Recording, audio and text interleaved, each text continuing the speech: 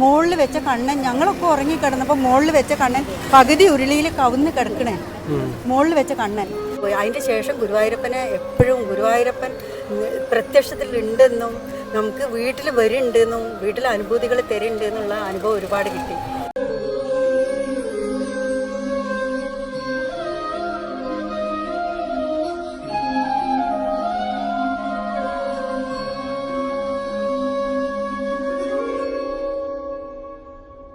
ഭഗവാനിലേക്ക് വരാനുണ്ടായ കാരണം എന്താ വെച്ചാൽ നമ്മൾ കുറേ കാലം മുന്നേ നമ്മൾ കുറേ ദാരിദ്ര്യമുള്ള കാലമായിരുന്നു. കുറേ മുന്നേ ഒരു 10-25 വർഷം മുന്നേ. അപ്പോൾ അന്ന് കണ്ണന് പിന്നെ ഈ കണി വെക്കുമല്ലോ. അപ്പോൾ കണി വെക്കാനുള്ള ഒരു അവസരമൊന്നും നമുക്കില്ലെന്ന് ആ കാലത്ത്. അപ്പോൾ നമ്മൾ കണി വെക്കാറില്ല. അപ്പോൾ അടുത്ത വീട്ടിലെ ഒരു കുട്ടി വന്നിട്ട് പറഞ്ഞ് നിങ്ങളെ കണ്ണനെ ഒന്ന് തരുമോ കണി വെക്കാമെന്ന് ചോദിച്ചു. അപ്പോൾ ഞങ്ങൾ നല്ല കണ്ണനാണ്, വലിയ കണ്ണനെ ഞങ്ങൾ പൂജിക്കാറുണ്ട്, പക്ഷേ കണി വെക്കാറില്ലെന്ന്. അപ്പോൾ പറഞ്ഞ് ആ കണ്ണനെ കൊണ്ടുപോയിക്കോളി, നിങ്ങൾ കൊണ്ടുപോയിക്കോളി എന്ന് പറഞ്ഞ് കണി വെക്കാൻ അവർക്ക് കൊടുത്ത്. അപ്പോൾ അവർക്ക് കൊടുത്തപ്പോൾ പിറ്റേത്തെ വർഷം നമുക്ക് തോന്നി നമ്മൾ കണ്ണനെ ഒരുപാട് സ്നേഹിക്കണ്ട, ഭഗവാന് പ്രസാദമൊക്കെ കൊടുക്കണ്ട, പക്ഷേ കണി വെക്കാറില്ല എന്ന് മാത്രം. അപ്പം പിറ്റേത്തെ കൊല്ലം നമുക്ക് തോന്നി അവർ കൊണ്ടുപോയി കണി വെക്കണേ നമ്മളെ കണ്ണനെ നമുക്ക് തന്നെ കണി വെച്ച് കൊടുക്കണം എന്ന് പറഞ്ഞ് നമ്മൾ കണി വെക്കാൻ തുടങ്ങിയപ്പം നമുക്ക് വേറൊരു കണ്ണനെ, വലിയ കണ്ണനെ കിട്ടി. ഇത് കുറച്ച് ഒരു അത്യാവശ്യം ഇത്ര വലിപ്പമുള്ള കണ്ണനാണ്. അപ്പോൾ പിന്നീട് ഞങ്ങൾക്ക് അതിലും വലിയൊരു കണ്ണനെ അച്ഛൻ കൊണ്ടുവന്നപ്പോൾ ഞങ്ങൾക്ക് തോന്നി ഈ കണ്ണനെ കണി വെക്കഞ്ഞി, വലിയ കണ്ണനാണല്ലോ ഇത്. അങ്ങനെ ഞങ്ങൾ ഈ കണ്ണനെ കൊടുത്തുകൊണ്ടിരിക്കുന്ന കണ്ണനെ കണി വെക്കാതെ കൊണ്ടുവന്ന കണ്ണനെ കണി വെച്ചു. എല്ലാ കണ്ണനും എടുത്ത് വെക്കണമെന്ന് നമുക്കറിയില്ല, നമുക്ക് അത്രയൊന്നും വിവരമില്ല, ഒരു 25 കൊല്ലം മുന്നില്ലേ. അപ്പോൾ അച്ഛൻ കൊണ്ടുവന്ന് നല്ല ആ കണ്ണനെ കണി വെച്ചപ്പം നമ്മൾ കണിയൊക്കെ വെച്ച് പിറ്റേന്ന് രാവിലെ കണിയൊക്കെ എടുത്ത് കഴിഞ്ഞ് കണിയൊക്കെ കത്തിച്ചെല്ലാം ചെയ്ത് പിറ്റേന്ന് രാവിലെ ഉണ്ട് നമ്മൾ ഈ ടെറസ് ഇങ്ങനെ റൂമിൻ്റെ ഉള്ളിൽ ഇങ്ങനെ പറ്റി പോലെ ഉണ്ടല്ലോ, അവിടെയാണ് അതിൻ്റെ മുകളിലാണ് കണ്ണന് വെച്ചിരുന്നത്. എന്താ വെച്ചാൽ ഷോക്കേസ് കൊള്ളൂല നമ്മളെ ആദ്യത്തെ കണ്ണനെ, ഇപ്പോഴത്തെ കണ്ണനും കൊള്ളൂല, രണ്ടാളും മുകളിൽ വെക്കുക. അപ്പോൾ അവിടുന്ന് ഒരാളെടുത്ത് വെച്ച്. അപ്പോൾ പിറ്റേന്ന് രാവിലെ നോക്കിയപ്പോൾ ഈ കണി വെച്ച തളിക അവിടെ തന്നെ ഉണ്ട്, വലിയ ഉരുളി അവിടെ തന്നെ ഉണ്ട്. അപ്പോൾ ഈ ഉരുളിയിലേക്കുണ്ട് മുകളിൽ വെച്ച കണ്ണൻ ഞങ്ങളൊക്കെ ഉറങ്ങിക്കിടന്നപ്പോൾ മുകളിൽ വെച്ച കണ്ണൻ പകുതി ഉരുളിയിൽ കവുന്ന് കിടക്കണേ, മുകളിൽ വെച്ച കണ്ണൻ. അപ്പോൾ എന്താ വെച്ചാൽ ഞാൻ രാവിലെ കുളിച്ച് രാവിലെ വിളക്ക് കത്തിക്കാൻ വന്ന് നോക്കിയപ്പോണ്ട് നമ്മളെ സാധാരണയുള്ള കണ്ണൻ, നമ്മൾ ആദ്യം പൂജിച്ചുകൊണ്ടിരിക്കുന്ന കണ്ണുണ്ട് ഈ ഉരുളിയിലേക്ക് പകുതി ഉരുളിയിലും പകുതി പുറത്തുമായിട്ട് ഇങ്ങനെ കവുന്ന് കിടക്കണേ. എന്താ വെച്ചാൽ അവിടുന്ന് വീഴുവാണെങ്കിൽ അത് മൺകട്ട പോലത്തെയാണ്, അതെന്തായാലും തകർന്ന് പൊടിയാകും, അത്രയ്ക്കും ഉള്ളൊരു കണ്ണനാണ്. അപ്പം എനിക്കെന്നെ വല്ലാതെ അത്ഭുതമായിപ്പോയി. അയ്യോ ഇത് ആരും എടുത്ത് വെക്കാൻ, ഞാനല്ലാതെ വേറെ ആരും ഇല്ല, ചെറിയ കുട്ടികളുള്ളൂ, ഇത് എന്തേപ്പത്. അപ്പം എനിക്ക് വല്ലാത്തൊരു വിഷമമായിപ്പോയി. അയ്യോ എൻ്റെ കണ്ണനെ കണി വെക്കാഞ്ഞിട്ടാണല്ലോ ഈ കണ്ണെങ്ങനെ വന്ന് കിടന്ന പോലെ തന്നെ, ആൾക്ക് ഒരു പോറൽ പോലും പറ്റിയിട്ടില്ല. അന്ന് മുതലേ ഭഗവാനെ നമ്മൾ ഒരുപാട് പിന്നെ അന്ന് നമ്മൾ കണ്ണനെ പിറ്റേ ദിവസം നമ്മൾ ആ കണ്ണനെ ഒറ്റയ്ക്ക് കണി വെച്ച് കൊടുത്തേ. എന്താ വെച്ചാൽ അത്രയ്ക്കും വലിയൊരു മേലൊക്കെ എന്തോ പോലെ ആയിപ്പോയി, നമുക്ക് ഒരു എന്താ പറയാനില്ല, അത്രയ്ക്കും വല്ലാത്തൊരു അനുഭൂതി ആയിപ്പോയി അത്. ആ കണ്ണെങ്ങനെ കണിയിൽ കവുന്ന് കിടക്കുക, അത് നമുക്ക് മറക്കാൻ പറ്റാത്തൊരു സംഭവം. അന്ന് അതിൻ്റെ ശേഷം ഭഗവാൻ ഗുരുവായൂരപ്പൻ ഒരുപാട് വലിയ ആളാണെന്നും നമുക്ക് വിചാരിക്കണേലും അപ്പുറം ശക്തിയുള്ള ആളാണെന്നൊക്കെ മനസ്സിലായി. ചെറുപ്പത്തിലേ നമ്മൾ ഗുരുവായൂരപ്പന് അമ്മയുടെ ഒരു മകൻ ഈ അഷ്ടമി രോഹിണി നാളിലാണ് മരിച്ചത്. എനിക്ക് ആങ്ങളമാരില്ല. അമ്മേൻ്റെ രണ്ടാമത്തെ മകൻ അഷ്ടമി രോഹിണി നാളിൽ ജനിച്ചത് കൊണ്ട് മരിച്ചു എന്ന് പറഞ്ഞിട്ട് അമ്മ അഷ്ടമി രോഹിണി നാളിൽ ഏട്ടൻ്റെ പിറന്നാളാണ്, അതുകൊണ്ട് നിങ്ങളെല്ലാവരും നോൽമ്പ് നോറ്റിട്ട് പായസമൊക്കെ വെച്ച് കൊടുക്കണമെന്ന് പറയാറുണ്ട്. അപ്പോൾ അതുകൊണ്ട് ഭർത്താവിൻ്റെ വീട്ടിൽ ചെന്നിട്ട് നമ്മൾ പായസമൊക്കെ വെച്ച് അന്ന് മീനും ഇറച്ചൊന്നും കൂട്ടാതെ നമ്മളെല്ലാം ചെയ്യാറുണ്ടായിരുന്നു. അപ്പോൾ ഈ കണ്ണനെ നമ്മൾ ഏട്ടൻ എന്നുള്ളൊരു സ്നേഹത്തോടെയായിരുന്നു പൂജിച്ചിരുന്നത്. അപ്പോൾ ഇത് ഇങ്ങനെയും കൂടെ കണ്ടപ്പോൾ നമുക്ക് വല്ലാത്തൊരു അനുഭവമായിപ്പോയി. അതിൻ്റെ ശേഷം ഗുരുവായൂരപ്പനെ എപ്പോഴും ഗുരുവായൂരപ്പൻ പ്രത്യക്ഷത്തിൽ ഉണ്ടെന്നും നമുക്ക് വീട്ടിൽ വരുന്നുണ്ടെന്നും വീട്ടിലെ അനുഭൂതികൾ തരുന്നുണ്ട് എന്നുള്ള അനുഭവം ഒരുപാട് കിട്ടി. അപ്പോൾ അതിൻ്റെ ശേഷം നമ്മൾ എല്ലാ കണ്ണന്മാരും എടുക്കുമോ, പിന്നെ നമ്മളെല്ലാ വീട്ടിലുള്ള കണ്ണന്മാരൊക്കെ എടുത്ത് ആഭരണങ്ങളൊക്കെ ഇട്ട് കൊടുത്ത് എല്ലാവർക്കും മാലകളൊക്കെ ചെയിൻ സ്വർണ്ണമൊക്കെ ഇട്ട് കൊടുക്കുമോ എല്ലാം വെച്ച് അങ്ങനെയാണ് പിന്നെ കണി വെക്കാൻ തുടങ്ങിയത്. പിന്നെ നമ്മളിപ്പോൾ 5 വർഷമായിട്ട് ഭാഗവതം ഭഗവത്ഗീത പഠിക്കുന്നുണ്ട്. അത് നമ്മൾ ഗുരുവിൻ്റെ അടുത്തു നിന്നാണ് പഠിക്കുന്നത്. ഇതിലുള്ള ഒരു ഗുരുവാണ്. ഭഗവാന്റെ അനുഗ്രഹം ഭഗവാൻ പ്രത്യക്ഷത്തിൽ ഉണ്ട് എന്നുള്ളത് നമുക്ക് അന്ന് മനസ്സിലായി. അതായത് ഒരു 20 വർഷം മുന്നേ നമുക്ക് മനസ്സിലായിട്ടുണ്ട്.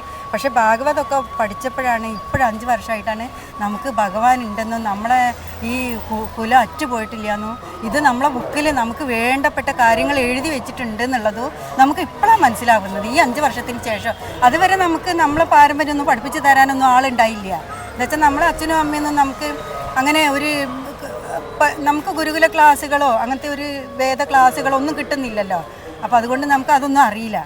അപ്പോൾ ഇതിപ്പോൾ ഇങ്ങനെ മനസ്സിലായപ്പോൾ ഈ ഭാഗവതം ഭഗവത്ഗീതയൊക്കെ നമ്മൾ പഠിക്കാൻ തുടങ്ങിയപ്പോൾ എല്ലാം പഠിക്കാൻ തുടങ്ങിയപ്പോൾ നമുക്ക് ഇതിൽ തന്നെ നമുക്ക് A to Z വരെ എന്താ വെച്ചാൽ കൊച്ചുനാൾ വളർന്നു വരുന്ന തൊട്ട് ഇനി വരും തലമുറകൾക്കുള്ള കാര്യങ്ങൾ പോലും നമ്മളെ ഭഗവത്ഗീതയിലും ഭാഗവതത്തിലും എഴുതി വെച്ചിട്ടുണ്ട്.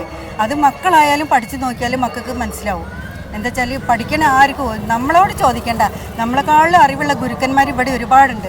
അവരോട് ചോദിച്ചാൽ തന്നെ നിങ്ങൾക്ക് മനസ്സിലാവും. എന്താ വെച്ചാൽ ഇപ്പം നമ്മളെ കുലങ്ങൾ മാത്രം അറ്റുപോയത്. എന്താ വെച്ചാൽ മുസ്ലിം കുലങ്ങൾ അവർ പള്ളിയിൽ പോകുന്നുണ്ട് വെള്ളിയാഴ്ച, ക്രിസ്ത്യൻ ഞായറാഴ്ച പള്ളിയിൽ പോകുന്നുണ്ട്. നമുക്ക് മാത്രം ഒരു ഡേറ്റ് ഇല്ല. നമ്മളെ ആളുകൾ മാസത്തിൽ ഒരു ദിവസം പോലും ഒരമ്പലത്തിലും പോണില്ല, കൊല്ലത്തിൽ ഒരു വർഷം പോലും പോണില്ല. എല്ലാവരും ഇറച്ചും മീനും തിന്ന് വീട്ടിൽ സുഖമായിട്ട് കിടന്നുറങ്ങുക. രാവിലെ എണീക്കൂല, കുളിക്കൂല, അങ്ങനത്തെയൊക്കെ ഒരവസ്ഥയാണ്.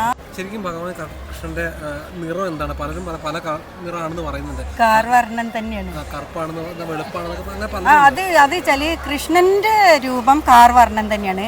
കാർവർണ്ണത്തിൽ തന്നെയാണ് കൃഷ്ണൻ പിറന്നത്. പിന്നെ ഈ ചൈതന്യ മഹാപ്രഭു എന്ന് പറഞ്ഞത് കൃഷ്ണന്റെ വേറൊരു അവതാരമാണ്. അവർ നല്ല ഗോൾഡൻ കളറാണ്. കൃഷ്ണൻ വ്യത്യസ്ത രൂപമായിട്ട് വ്യത്യസ്ത തരങ്ങളായിട്ട് ഇപ്പോൾ ബലരാമസ്വാമി കൃഷ്ണൻ്റെ ഒരു വിഭിന്ന രൂപമാണ്. എന്താ വെച്ചാൽ കൃഷ്ണനിൽ നിന്ന് വന്നതാണ് ബലരാമസ്വാമി. എന്താ വെച്ചാൽ കേരളം പരശുരാമൻ മഴയെറിഞ്ഞ് പരശുരാമസ്വാമി, അത് കൃഷ്ണൻ്റെ ഒരു അവതാരമാണ്. അപ്പം അങ്ങനെ ഓരോരുത്തരും ഓരോരോ നിറങ്ങളായിട്ട്, അങ്ങനെ ഗൗരാംഗ നിറം എന്ന് പറയും. ചൈതന്യ മഹാപ്രഭു ഗൗരാംഗ നിറം, അത് ആ ചിത്രത്തിൽ കണ്ടില്ലേ? അത് ചൈതന്യ മഹാപ്രഭു കുട്ടിക്കാലത്ത് 24 വയസ്സുള്ള പ്രായത്തിലാണ്, നല്ല ചെറിയ പ്രായത്തിലാണ് ചൈതന്യ മഹാപ്രഭു വന്നത്. അത് ഗൗരാംഗ കളർ എന്ന് പറഞ്ഞാൽ നല്ല സ്വർണ്ണ കളറാണ്. അത് കൃഷ്ണൻ്റെ ഒരു അവതാരമാണ്. അതായത് ഭഗവാൻ കൃഷ്ണനെ അറിയില്ലല്ലോ എങ്ങനെയാണ് ആളുകൾ ആരാധിക്കുന്നതെന്ന്. അപ്പോൾ അത് അനുഭവിച്ചറിയാൻ വേണ്ടി ഭഗവാൻ തന്നെ ഒരു രൂപം എടുത്ത് വന്നതാണ് ചൈതന്യ മഹാപ്രഭു. അവരാണ് നമുക്ക് ഈ പുരാണങ്ങളൊക്കെ എഴുതി നമുക്ക് മനസ്സിലാക്കാൻ, സാധാരണ ആളുകൾക്കൊക്കെ മനസ്സിലാക്കാൻ വേണ്ടിയിട്ട് തന്നത് അവരാണ്, ചൈതന്യ മഹാപ്രഭു.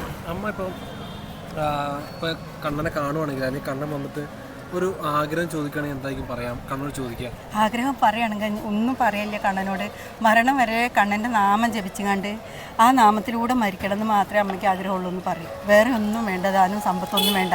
ഇന്ന് വന്ന് നാളെ പോകുന്നത് എല്ലാ സമ്പത്തുകളും. കണ്ണൻ വന്ന് ചോദിക്കുകയാണെങ്കിൽ അങ്ങനെ പറയും. അങ്ങനെ പറയാം. ആളുകൾക്ക് വീട്ടുകാർക്ക് കാശൊക്കെ വേണ്ടി വരുമായിരിക്കും, എന്താ വെച്ചാൽ മക്കളൊക്കെ ഉണ്ടായതുകൊണ്ട്. പക്ഷേ അങ്ങനെയൊന്നും ചിന്തിക്കണില്ല. എൻ്റെ ആഗ്രഹം ഞാൻ പറയുന്നത് കണ്ണനോട് ചോദിക്കുക, എന്താ വെച്ചാൽ മരിക്കുന്ന സമയത്തും ആ ബുദ്ധി നമ്മളെ ഹൃദയത്തിലുണ്ടെങ്കിൽ ഭഗവാന്റെ നാമം ജപിച്ച് മരിക്കണം എന്ന് മാത്രമേ ആഗ്രഹമുള്ളൂ. നമ്മുടെ ഒരു കാഴ്ചപ്പാടിൽ എന്തുണ്ടെങ്കിലും കണ്ണനെ എല്ലാവരും കൂടുതൽ ഇഷ്ടപ്പെടാൻ അല്ലെങ്കിൽ ആരാധിക്കാൻ കാരണം ഏറ്റവും കൂടുതൽ എല്ലാവരും കണ്ണനെയുള്ള ആരാധിക്കാൻ മിക്ക ആൾക്കാരും അതുകൊണ്ടായിരിക്കും. അത് ഭഗവാൻ ഒരുപാട് ആളുകൾക്ക് വ്യത്യസ്ത രൂപത്തിലാണ് പ്രത്യക്ഷപ്പെടുന്നത്. നമുക്ക് വേറെ രൂപത്തിൽ, അവർക്ക് വേറെ രൂപത്തിൽ. എന്താ വെച്ചാൽ എല്ലാവരും ചോദിക്കുന്നത് കണ്ണൻ, ആളുകൾ എന്ത് ചോദിച്ചാലും കണ്ണൻ അത് കൊടുക്കും. ഇപ്പോൾ ഇറച്ചി മീനും കൂട്ടുന്ന ആൾക്കാർ, എനിക്ക് ഒരു മീൻ കച്ചവടക്കാർ എനിക്കിന്ന് തോനെ മീൻ വിൽക്കണേ ഭഗവാനെ എന്ന് പറഞ്ഞാൽ ഭഗവാൻ അത് കൊടുക്കും. എനിക്കിന്ന് തേങ്ങ വലിക്കാറ്, എനിക്കിന്ന് ഒരുപാട് തേങ്ങ വിറ്റ് കാശ് കിട്ടണമെന്ന് പറഞ്ഞാൽ ഭഗവാൻ അത് കൊടുക്കും.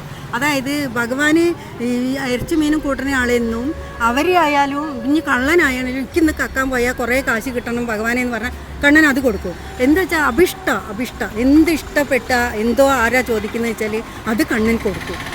അത് അവർക്ക് കൊടുക്കും. ആളെ നോക്കാതെ കണ്ണൻ കൊടുക്കും. അങ്ങനത്തെ ആളാ കണ്ണൻ. അതാണ്.